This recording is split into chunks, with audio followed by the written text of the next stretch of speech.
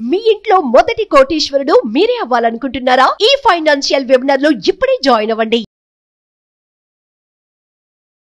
Hi guys, welcome back to our channel. ఈ రోజు మనతో ఉన్నారు స్టాక్ మార్కెట్ అనలిస్ట్ అయిన సుందర్ రామిరెడ్డి గారు. ముఖ్యంగా మార్కెట్ డౌన్ ఫాల్ గురించి సార్తో మాట్లాడతాం. నమస్కారం సార్. నమస్తే సార్, మార్కెట్ డౌన్ ఫాల్ లో ఉంది అంటే విశ్లేషకులు కూడా చాలా దారుణంగా మార్కెట్స్ పడుతున్నాయి అని చెప్పేసి వాళ్ళ మాట. ఈ బ్లడ్ బాత్ అనేది ఎంతకాలం కంటిన్యూ అవ్వచ్చు? దీనికి గల కారణం తెలుసుకోవచ్చా? మార్కెట్ ఒక రేంజ్ బౌండ్ లో పైకి కింద షిఫ్ట్ అవుతుందండి జనవరి నుంచి ఇప్పటి వరకు కూడా. And down side maybe 22,000 down side, up side అయితే 23,000. మొత్తానికి రెండు అంటే 1000 పాయింట్ పైకి వెళ్ళడం, 1000 పాయింట్ డౌన్ అవడం అనేది కంటిన్యూస్ జరుగుతూనే ఉంది. ఇది మార్చి మంత్ లో జరిగింది, ఏప్రిల్ లో జరిగింది, మేలో జరిగింది, రేపు జూన్ లో కూడా జరగబోతుంది. అందుకని మార్కెట్ రేంజ్ బౌండ్ మార్కెట్ ఒక 1000 పాయింట్స్ అనుకోవచ్చు. అండ్ మామూలుగా ఎలక్షన్స్ లాంటి పెద్ద ఈవెంట్ ఉన్నప్పుడు మార్కెట్స్ ఇలాంటి గందరగోళం మామూలు విషయం అనమాట. అందుకని ప్రతి 4% 5% డౌన్ని మనం కరెక్షన్ అనే పెద్ద పదం వాడలేం, కానీ బట్ రిజల్ట్స్ చూసిన తర్వాత కానీ అది ఒరిజినల్గా కరెక్షన్ ఎంత అవుతుందని మనకు తెలియదు. అందుకని ఇది నార్మల్గా వచ్చే రొటీన్గా వచ్చే మార్కెట్ ప్రాఫిట్ బుకింగ్ అని చెప్పుకోవాలి. అండ్ మార్కెట్ ఇలా డ్రైవ్ అవడానికి గల కారణాలు ఏమై ఉండొచ్చు అంటారు? అండ్ చాలా మంది ఎలక్షన్ కూడా ఇందుకు లాగుతా ఉన్నారు.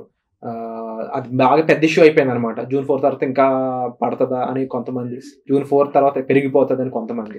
బేసికల్ గా ఈక్విటీ మార్కెట్ వాలటిలిటీ అసెట్ అండి. అది బేసికల్ వాలటిలిటీ ఎక్కువ ఉంటుంది. ఎలక్షన్ లాంటి మేజర్ ఈవెంట్ ఉన్నప్పుడు అంటే పొలిటికల్ రిస్క్ అనేది one of the biggest risk stock markets కి. స్టేబుల్ గవర్నమెంట్స్ అనేది చాలా ఇంపార్టెంట్ అనమాట స్టాక్ మార్కెట్ పర్స్పెక్టివ్ లో. అందుకని ఈ ఎలక్షన్స్ ఈవెంట్ ఉంది కాబట్టి న్యాచురల్ గానే కొంచెం స్ట్రెస్ అవుతూ ఉంటాయి. అండ్ ఎవరైనా కొంచెం మార్కెట్ కరెక్షన్ వస్తే మనీ ఇన్వెస్ట్ చేద్దామని చెప్పేసి ఎంతకంత ప్రాఫిట్ బుక్ చేసుకుని మనీ ఉంచుకోవడానికి ట్రై చేస్తారు. సో ఎవరైతే మనీ 100% డిప్లాయ్ చేస్తారో వాళ్ళు కొంత క్యాష్ ఉంచుకుంటే బాగుంటుంది అని చెప్పేసి అమ్మేస్తూ ఉంటారు. బహుశా అలా అమ్మటం ద్వారా మార్కెట్ కొంచెం కరెక్షన్ గురవుతుంది అంతే. అందుకని ఇది అన్ప్రెడిక్టబుల్ థింగ్ అంటే అన్ప్రెడిక్టబుల్ థింగ్ ఏం కాదండి.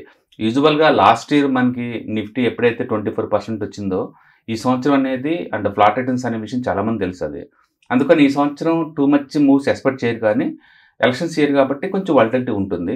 అండ్ విఏఎక్స్ కూడా అదే ఇన్ఫర్మేషన్ మనకు పాస్ చేస్తుంది. కొంతమందికి ఒక జనరిక్ క్వశ్చన్ ఏంటి అంటే, ఎన్డీఏ కూటమి అయి ఉండొచ్చు, లేకపోతే ఇంకొక ప్రభుత్వం అయి ఉండొచ్చు, ఏ ప్రభుత్వం వచ్చినా లాంగ్ టైంలో 1 year 2 years అహెడ్ చూసుకున్నట్లయితే మార్కెట్స్ అనేవి ప్రభుత్వానికి సంబంధం లేకుండా నడిచే అంశాలు.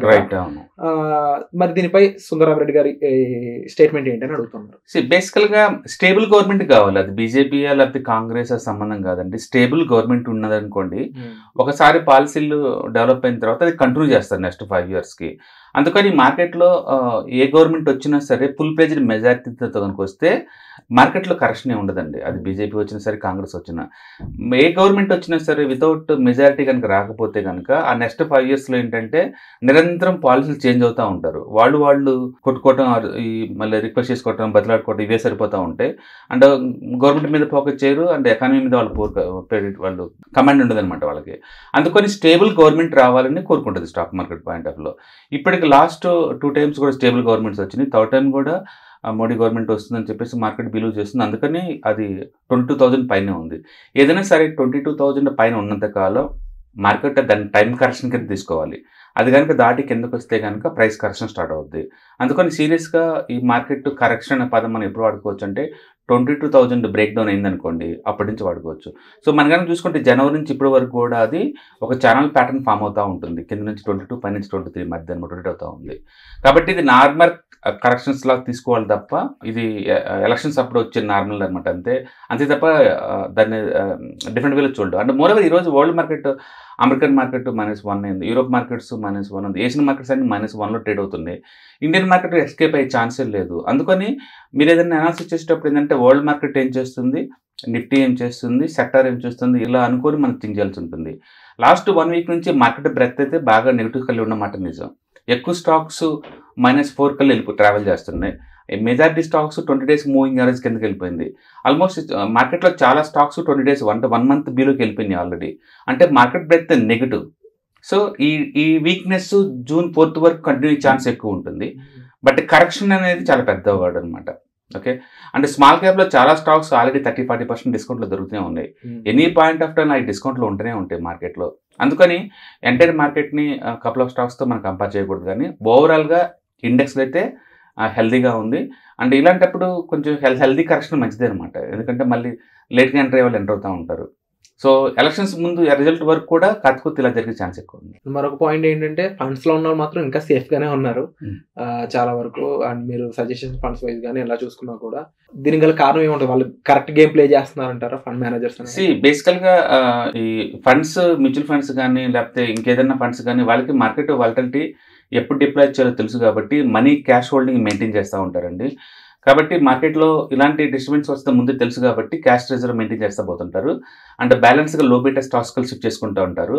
అండ్ మోర్ ఓవర్ మెజారిటీ ఫండ్స్లో ఒక 100 స్టాక్స్లో ఇన్వెస్ట్ చేస్తారు. న్యాచురల్గా ఈచ్ ఫండ్కి వాళ్ళు ఇచ్చే ఇంపార్టెన్స్ 0.12 అట్లా నుంచి మ్యాక్సిమం 10% దాకా ఉంటుంది. అండ్ క్వాంట్లాంటి వాళ్ళు అయితే హైయెస్ట్ అలొకేషన్ అంత లార్జ్ క్యాప్ ఇచ్చుకుంటూ పోతుంటారు. అందుకు వాళ్ళు స్టేబుల్గా ఉంటాయి. అందుకని మెజారిటీ మ్యూచువల్ ఫండ్స్లో డైరెక్ట్గా స్టాక్స్ ఉన్నంత ఎఫెక్ట్ మీకు ఎప్పటికీ అవ్వండి. ఇప్పుడు లాస్ట్ 1 మంత్ నుంచి చూసినా 1 వీక్ నుంచి చూసినా స్టిల్ మ్యూచువల్ ఫండ్స్ పాజిటివ్ రిటర్న్సే ఉంటాయి. బట్ ఇండివిజువల్ మన పోర్ట్ఫోలియో ఉండవు. ఎందుకంటే మనం ఎక్కువ అలొకేషన్ చేస్తాం, వాళ్ళు అలా చేయరు అనమాట. ప్రొఫెషనల్ వేలో అలొకేట్ చేస్తారు. అందుకని మ్యూచువల్ ఫండ్ ఇండస్ట్రీలో ఏంటంటే ఒక కంపెనీ జీరో అయిపోయిన సరే వాళ్ళు ఎఫెక్ట్ కాకుండా చూసుకుంటారు. మనం అలా కాదు, మనం నచ్చిన స్టాక్స్కి ఎక్కువ అలొకేట్ చేస్తాం కాబట్టి కొంచెం మార్కెట్ కరెక్షన్ వచ్చినా మన పోర్ట్ఫోలియో ఎక్కువ ఎఫెక్ట్ అవుతూ ఉంటాయి. ఇది అలొకేషన్లో వచ్చిన issue. Thank you so much sir. And ముఖ్యంగా మార్కెట్ ఫ్లక్చుయేషన్ సంబంధించి పాటు రైట్ ఇన్వెస్ట్మెంట్ అనే దానికి సంబంధించి కూడా మా అలాగే గవర్నమెంట్ సంబంధించి కూడా మాకు ఒక క్లారిఫికేషన్ ఇచ్చినందుకు thank you so much. Suman టీవీలో మీ పర్సనల్ అండ్ బిజినెస్ ప్రమోషన్స్ కోసం కింది నెంబర్కి కాంటాక్ట్ చేయండి.